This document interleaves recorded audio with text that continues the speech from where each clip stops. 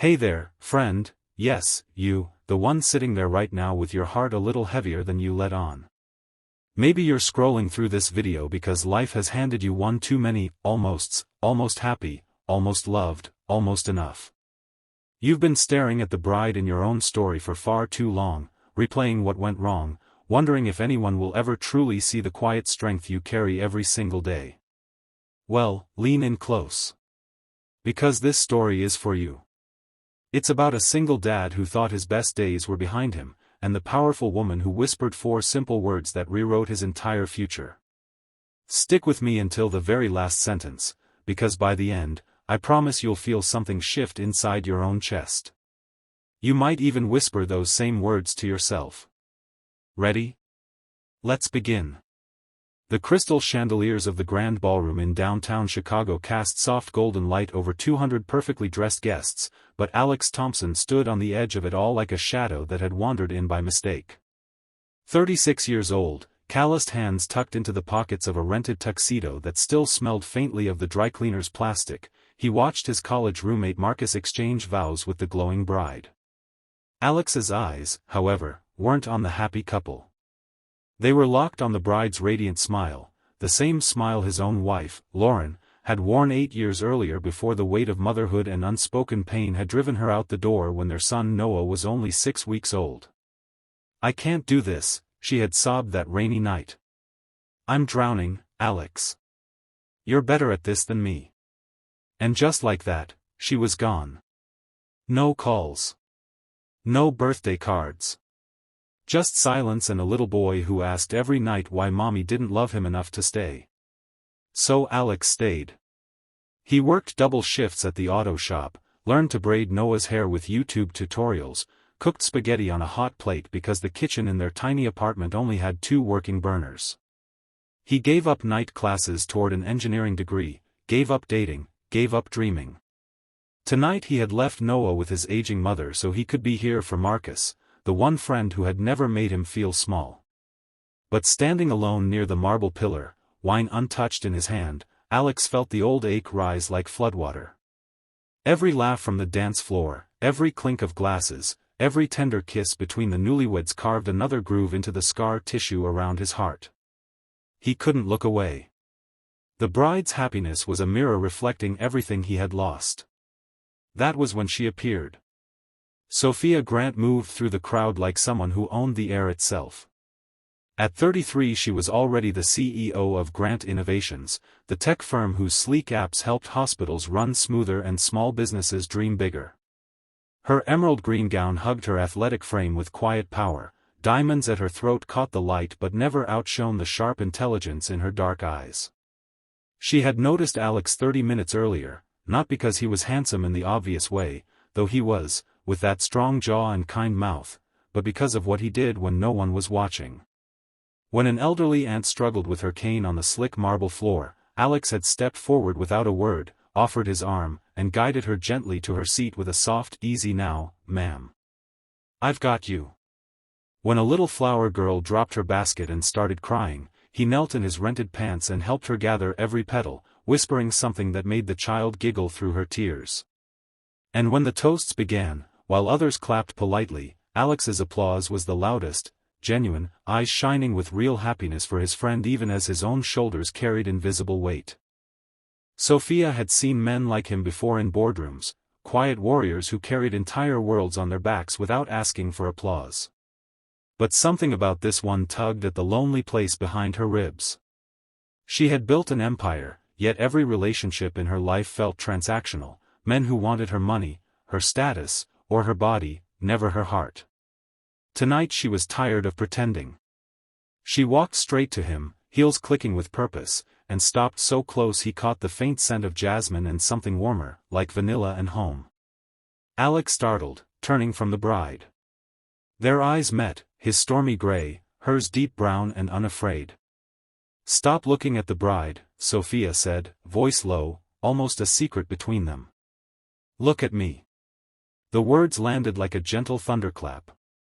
Alex blinked, heat rushing to his face. I'm sorry." "You've been staring at her for 20 minutes, she continued softly, no judgment, only quiet understanding. And I get it. She looks like the life you thought you'd have. But she's not yours to mourn anymore.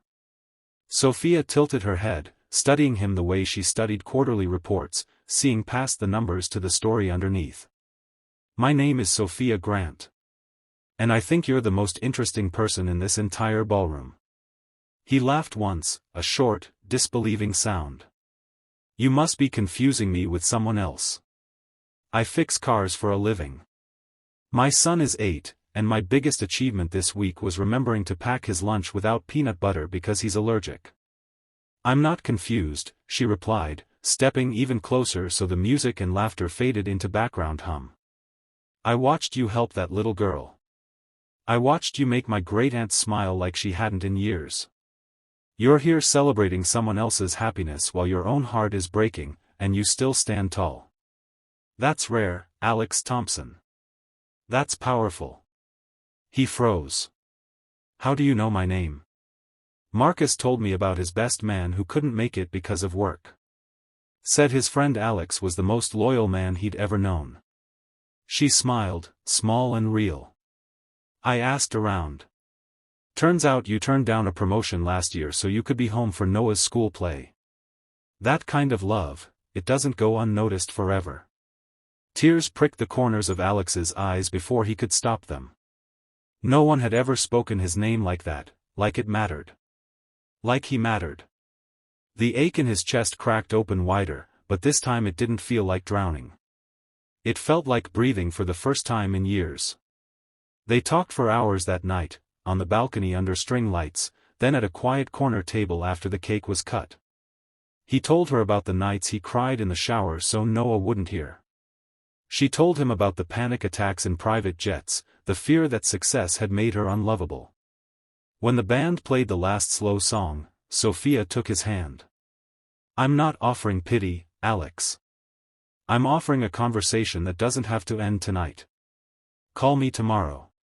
Or don't. But know this, you don't have to keep looking backward. There's a whole world waiting for a man like you to finally look forward.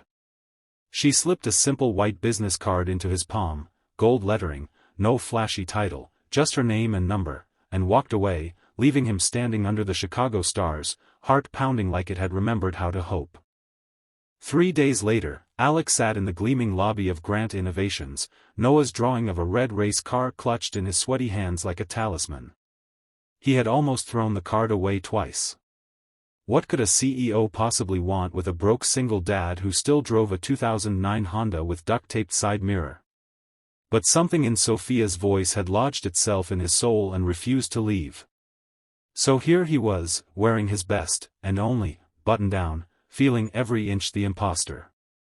The elevator doors opened and there she was, Sophia in a crisp white blouse and black slacks, hair pulled into a soft ponytail that made her look younger, more approachable.